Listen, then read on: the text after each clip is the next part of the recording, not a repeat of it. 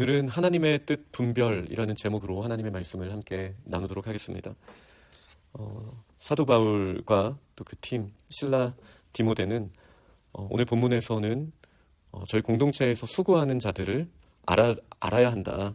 또 다스리며 권하는 자들을 기억하고 그들의 역사로 말미암아 귀하게 여겨라. 그리고 화목하라라고 이야기를 합니다. 저희 모든 교회 공동체 안에는 다 헌신하시는 분들이 있죠. 저희들이 기억하고 그리고 귀히 여겨야 합니다. 당연히 하나님을 사랑하니까 저 정도 헌신은 당연한 거지. 우리가 서로 그렇게 볼 것이 아니라 저희들에게 주신 마음도 은혜고 또 저희 공동체 다른 구성원들에게 하나님이 헌신하도록 주신 마음도 은혜입니다. 그것을 당연하다라고 생각하는 것은 본인들 스스로는 그렇게 생각할 수 있지만 저희는 헌신하는 자들, 특별히 자기 자신을 희생하며 헌신하며 리더십으로 섬기시는 많은 리더들에게 우리는 그들의 수고를 기억하고 또 그것에 대해서 또 귀하게 여기는 그런 모습들이 또 교회 공동체 안에서는 필요합니다. 그러면서 너희끼리 화목하라라는 말씀을 주셨습니다. 하나님께서는 저희에게 담을 허무시는 또 성령으로 하나가 되게 하시는 은혜를 부어주셨고 그것을 저희가 믿음으로 받기를 모든 성경을 볼 때 원하신다라는 것을 저희는 기억해야 합니다. 그 다음 권면은 이제 연약한 자들에 대한 저희들의 태도가 어떠해야 하는가. 연약한 자들을 보면 저희가 마음이 답답할 수 있죠. 그러나 하나님께서 주시는 말씀은 게으른 자들은 권계해야 한다. 마음이 약한 자들은 격려해야 한다. 힘이 없는 자들은 붙들어줘야 한다. 모든 사람에게 오래 참아라. 다양한 종류의 연약한 사람들을 말하면서 그 상황에 맞게 때로는 훈계하고 권면하며 때로는 격려하고 때로는 그냥 권면하는 정도가 아니라 붙들어줘야 하는 공동체의 모습을 말씀해 주십니다. 누가 누구에게든지 악으로 악을 갚지 말고 서로 대하든 우리 교회 공동체 안에서 서로를 대하든 아니면 바깥 사람들을 포함한 모든 사람을 대하든지 항상 선을 따르라. 우리의 마음의 목소리에 귀 기울이다 보면 악을 악으로 갚으려는 마음이 자꾸 생길 수 있습니다. 네가 그러면 나도 그럴 거야 라는 마음이 언제든지 저에게는 일어날 수 있죠. 그러나 하나님께서 원하시는 것은 그 기준이 우리의 흔들리는 마음이 아니라 선하신 하나님, 아버지의 뜻이 우리의 판단의 기준이 되어야 합니다. 그러니 누구에게든지 모든 사람에게 대할 때 우리의 기준이 우리의 마음이 아니라 아버지의 뜻, 아버지의 말씀이 되도록 주의하라, 삼가라 라는 말씀을 또한 저희가 기억해야겠습니다. 너무나 유명한 말씀이죠. 항상 기뻐하라, 쉬지 말고 기도하라, 범사에 감사하라. 이것이 그리스도 예수 안에서 너희를 향하신 하나님의 뜻이니라. 오늘 말씀의 제목을 하나님의 뜻 분별이라고 했습니다. 저희 모든 사람들은 하나님의 뜻을 궁금해합니다. 그리고 하나님의 뜻이 우리의 상황 가운데, 환경 가운데 무엇이 하나님의 뜻일까? 내가 이런 선택을 하고 환경 가운데 어떻게 나아가는 것이 나의 뜻일까? 하나님의 뜻일까를 우리는 궁금해하고 하나님 앞에 구하죠. 그런데 하나님의 뜻은 상황으로 열려지지 않습니다. 저희들이 믿음의 사람들, 특히 구약에 나오는 믿음의 사람들, 사도들도 마찬가지고요. 봤을 때 하나님의 뜻을 붙들고 나아가게 되면서부터 오히려 그들의 상황이 더 어려워지는 경우가 훨씬 성경에는 많습니다.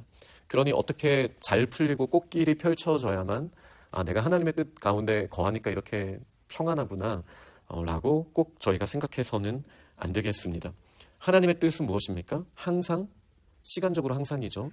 또 쉬지 않는 그 시간, 그리고 범사, 모든 일에, 모든 상황과 모든 시간 가운데 우리는 기뻐하고 감사하고 기도하는 것. 이게 보통 쓰리 기억이라고 하잖아요. 이 기억으로 시작되는 이 단어들. 근데 이것은 특정한 상황이 되면은 기뻐해라.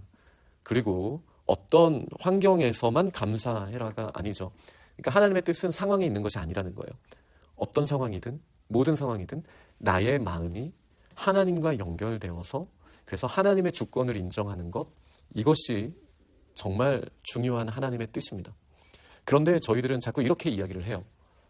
하나님, 이런 상황을 허락해 주시면 제가 하나님의 뜻이 있는 줄 알고 감사하겠습니다. 하나님, 이렇게 해주시면 제가 기뻐할 수 있습니다. 그런데 하나님이 원하시는 것은 상황이 아니라 하나님의 뜻으로 말미암아 그 뜻이 나를 향하여 있고 이미 예수 그리스도 안에서 완성하여 주셨고 이 땅 가운데 펼쳐가면 된다라는 것이 하나님의 뜻이죠.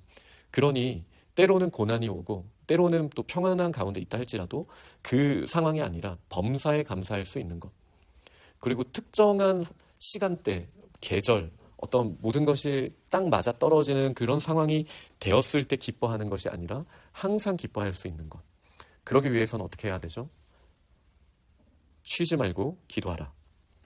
그러려면 저희가 기도에 대해서 정말 알아야 되죠. 저희가 제가 실로암 어제 설교 때에도 잠깐 말씀을 드렸지만, 마가복음을 보면 예수님께서 이렇게 말씀하시죠. 너희가 기도할 때, 하나님께서 기도하고 간구할 때 이미 주신 줄로 믿으라.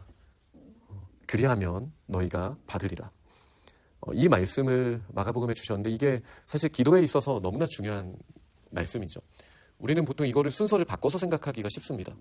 기도하고 하나님께서 주시면 믿는다 라고 일반적으로 저희가 생각할 수 있죠. 근데 하나님이 말씀하신 건 뭐죠? 기도하고 믿고 받는 겁니다. 하나님의 뜻이 우리를 향하신 평강임을 믿으십니까? 하나님께서 우리에게 선한 것을 베푸시기를 원하심을 믿으십니까? 이미 가장 귀한 예수 그리스도를 저희에게 보내시고 죽기까지 우리에 대한 사랑을 확증하신 하나님의 뜻을 저희가 의심할 수 없죠. 하나님은 우리에게 생명을 주시고 더욱더 풍성하게 얻게 하시기 위하여 모든 대가를 이미 지불하신 분이십니다. 그런데 왜 저희는 그 풍성함을 누리지 못합니까? 환경 때문입니까? 시간이 맞지 않아서 그럽니까? 때가 맞지 않아서 그렇습니까? 아니죠. 모든 것이 합력하여 선을 이루게 하시는 하나님의 놀라우신 계획 가운데 가장 중요한, 하나님이 우리에게 원하시는 가장 중요한 하나, 우리의 마음이 하나님의 뜻을 붙들지 않기 때문이에요. 그런 환상을 버리셔야 합니다. 하나님의 뜻은 감추어져 있고 하나님의 뜻은 상황 가운데 드러나는데 그 상황을 붙들어야만 우리는 믿음 가운데 거할 수 있다는 것은 환상입니다. 하나님의 뜻은 어떠한 신앙 고백서를 보더라도 이미 명명백백히 성경을 통해서 드러나 있습니다. 하나님이 우리를 향한 하나님의 그 사랑, 하나님의 그 놀라우신 계획, 하나님의 나라의 영화로움, 아름다움, 흔들릴 수 없음, 이미 완성된 하나님의 나라, 하나님의 뜻, 하나님의 선하신 계획, 이 모든 것은 명백하게 드러나 있습니다. 물론 세상 가운데 아직 적용되지 않은 영역들이 많죠. 그리고 저희의 마음 가운데에도 적용되지 않은 부분들이 있을 수 있습니다. 그런데 순서가 중요한 거예요. 우리는 어느 순서를 자꾸 기대합니까? 세상 가운데 하나님의 나라의 뜻을 보여주시면 제가 믿고 저의 마음도 거기에 반응할 수 있겠습니다. 그런데 하나님의 역사의 순서는 다르다는 거예요. 환경이 다르다 할지라도 다니엘처럼, 에스더처럼, 모세처럼, 요셉처럼 다 이방 나라에 끌려가서 하나님의 뜻보다는 그 제국의 왕들의 욕심과 세상 사람들의 권력과 더러운 문화와 이것이 전부인 것처럼 보인다 했을 때 그 마음이 하나님 앞에서 합한 자가 되어서 세상과 상관없이 흔들림 없이 하나님의 뜻을 날마다 붙들었던 자들을 통해 하나님의 나라가 그 마음에 먼저 임하고 결국은 세상을 바꾸는 믿음의 역사가 일어났던 것, 이게 낯설지 않잖아요. 성경에 나타나는 거거든요. 그러니 우리는 기도하고 구할 때 하나님의 뜻이 이미 이루어져 있다. 그 뜻은 명백하다. 그러니 내 마음이, 내 영혼이 어찌하여 낙심하고 어찌하여 두려워하는가. 하나님만 바라봐야 한다. 라는 선포로 우리의 마음 가운데 담대하게 외칠 때, 우리가 하나님의 뜻을 우리가 진짜 믿을 때 하나님께서 우리의 마음을 통해서, 우리의 믿음을 통해서 우리의 주변도 바꾸시고 하나님의 나라를, 우리 가운데 먼저 허락하신 평강과 사랑의 하나님의 나라를 환경 가운데에도 주신다라는 것이, 저는 오늘 본문에서 말씀하신 항상 기뻐하라, 쉬지 말고 기도하라, 범사에 감사하라, 이것이 그리스도 예수 안에서 너희를 향하신 하나님의 뜻이니라. 하나님의 뜻이 우리의 마음이 먼저 하나님의 뜻에 반응하는 것이 있다는 것을 분명하게 말씀하셨다라고 확신합니다.